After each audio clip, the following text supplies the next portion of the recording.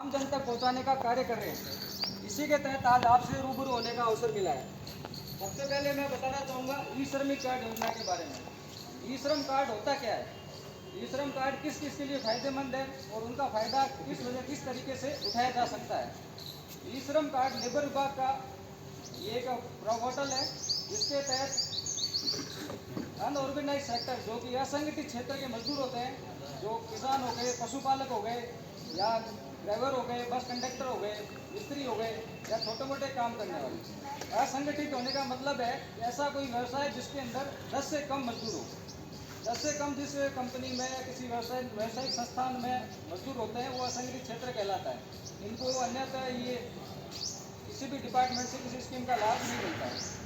ई श्रम कार्ड बनता कैसे है, पहले मैं ये बताना चाहता हूँ। ई श्रम कार्ड बनाने के लिए आपके पास अपना आधार कार्ड होना चाहिए, और दूसरा बैंक अकाउंट होना चाहिए, और तीसरा मोबाइल नंबर आपके आधार कार्ड में लिंक होने चाहिए। इसके तहत आप e-shram.rajasthan.government.in वेबसाइट पे आप रजिस्ट्रेशन कर सकते हैं। इसके तहत आपको कई तरीके की लाभ मिल सकते हैं, जैसे कि कई पेंशन स्कीम है, प्रधानमंत्री आवास योजना के तहत आपको आवास मिल सकता है, और कई प्रकार की वित्तीय सहायताएं भी आपको मिलती है। और दूसरा मैं सिलिकोसिस योजना के बारे में बताना चाहता हूँ। जो भी मजदूर पत्थर या खान जो कि व्यवसायिक संस्थान है जहाँ ये खुदाई होती है, माइनिंग का कार्य होता है, तो उनके वहाँ जो डस्ट उड़ती है, मिट्टी उड़ती है, जिसकी वजह से उनके श्वास में दिक्कत होती है, जो कि सिलिकोसिस योजना के अंदर में आती है, जो फेफड़े संबंधी रोग होता है।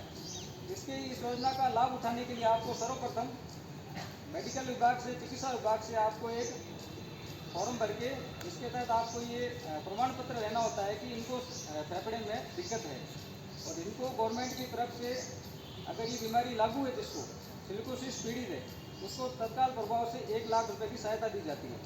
अगर सिलिकोसिस बीमारी से किसी की मृत्यु होती है तो उसको 3 लाख रुपए तक का फायदा दिया जाता है।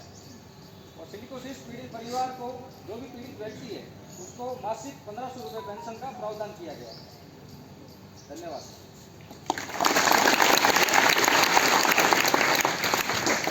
हम सभी आप सभी किसी प्रकार का श्रम का काम करते हैं, चाहे किसान के पुत्र हैं, चाहे मजदूर के पुत्र हैं, चाहे कोई और काम करते हैं। असंगठित वर्ग है जहाँ पर 10 से कम मजदूर काम करते हैं, वहाँ पर हम काम करते हैं। हमारी दुर्बलता ये है कि हमारे घर में श्रमिक कार्ड बना हुआ नहीं है, इसलिए सबसे पहले काम पिताजी को कहिए कि क्या बनाए, श्रमिक कार्ड बनाए। यदि हम श्रमिक कार्ड बनाएंगे तो हमें इस छात्रवृत्ति का लाभ मिलेगा। बैंक खाता, श्रमिक कार्ड के लिए बैंक खाता और मोबाइल नंबर और आधार नंबर ही चाहिए, इसके अलावा कुछ नहीं चाहिए। और फिर वो श्रमिक कार्ड वाला आप वो कई बच्चे लाते हैं, हमारे से दस्तखत करा के ले जाते हैं कि स्कूल में पढ़ता है और उसको छात्रवृत्ति भी मिलती है, तो अपने कक्षा अध्यापक जी से दस्तखत कराइए कि उस कक्षा का बच्चा है और इस कक्षा में ये इसका SR नंबर है और इस सत्र में